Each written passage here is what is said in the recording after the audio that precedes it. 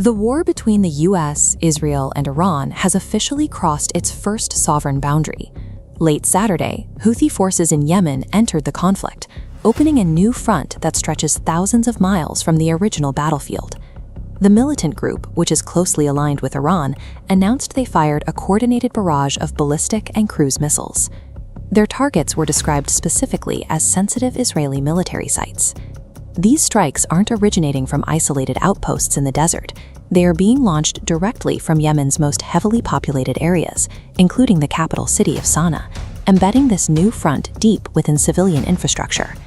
Despite the Houthis claiming a heavy, multi-wave barrage of drones and missiles over a 24-hour period, Israeli defense forces have so far confirmed the interception of only a single missile originating from Yemen. While air defenses held this time, the presence of Yemeni missiles in the air forces the coalition to look south. They must now split their focus and their defensive batteries across a significantly wider arc of the Middle East. But the Houthi involvement is about more than just ballistic range. Their real leverage comes from where they are positioned on the map and their ability to choke off the global economy. We have to remember that Iran has already effectively closed the Strait of Hormuz. That single action cut off one of the primary arteries for global energy trade. This satellite image shows the Bab al-Mandab Strait at the southern end of the Red Sea. Because the Houthis control the adjacent Yemeni territory, they have direct military leverage over this extremely narrow maritime passage. If this second strait shuts down, it essentially traps Middle Eastern oil exports and completely severs the primary supply chain heading toward the Horn of Africa and the West.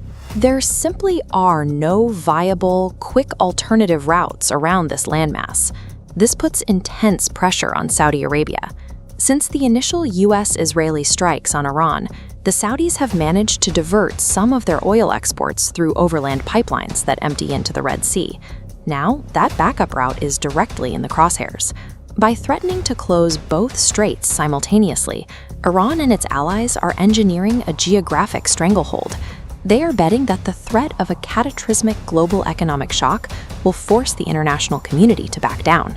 Officially, the US coalition claims their strikes have severely devastated Iran's military capabilities, but the rapidly expanding list of targets tells a very different story.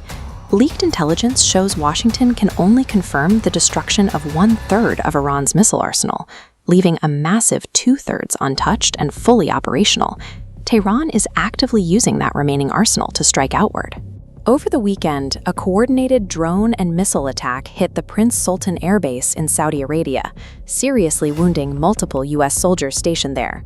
Almost simultaneously, drones struck Kuwait's international airport, causing significant structural damage to its primary radar systems. The US-Israel coalition isn't containing Iran to its own borders. Instead, American forces and their allies are bleeding resources trying to defend a perimeter that is widening by the hour. The escalating air war is also pulling in unexpected players from thousands of miles away to shore up Gulf defenses, specifically Ukraine. Iran's Central Command recently announced they targeted a depot right here in Dubai. Tehran claims the facility was housing Ukrainian anti-drone systems, actively assisting US forces in the region. Having spent years surviving Russian drone swarms, many of which use Iranian-designed hardware, Ukraine is now exporting that hard-won expertise.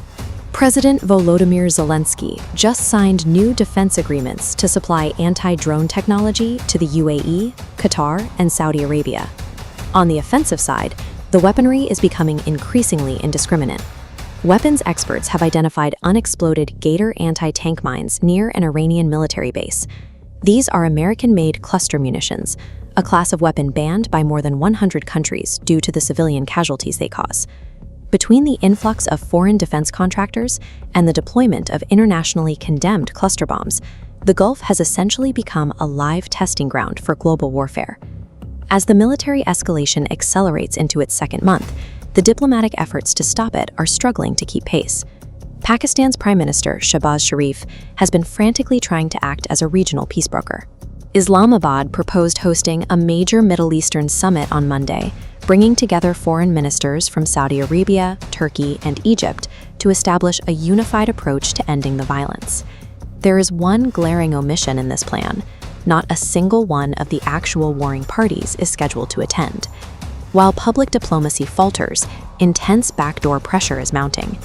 Donald Trump has actively urged the Saudi Crown Prince to normalize relations with Israel, suggesting it should be their geopolitical reward for the coalition's ongoing attacks on Iran. When the diplomats meet without the people actually firing the missiles, the summit is largely performative. It leaves military force as the only active lever left on the table. A full month of heavy U.S.-Israeli bombing has failed to topple the regime in Tehran, leaving the coalition with a final, highly drastic option. Over the last few days, thousands of U.S. Marines and airborne forces have been rapidly deployed into the region, placing American boots on the ground. Looking at this satellite imagery of Karg Island, you can see Iran's primary oil export hub, the exact target for a potential U.S. ground incursion. In retaliation, Tehran threatens to destroy the desalination plants, providing essential drinking water for multiple Gulf nations. With American ground troops massing at the borders and diplomatic off-ramps closing, the region is one miscalculation away from a total conflagration.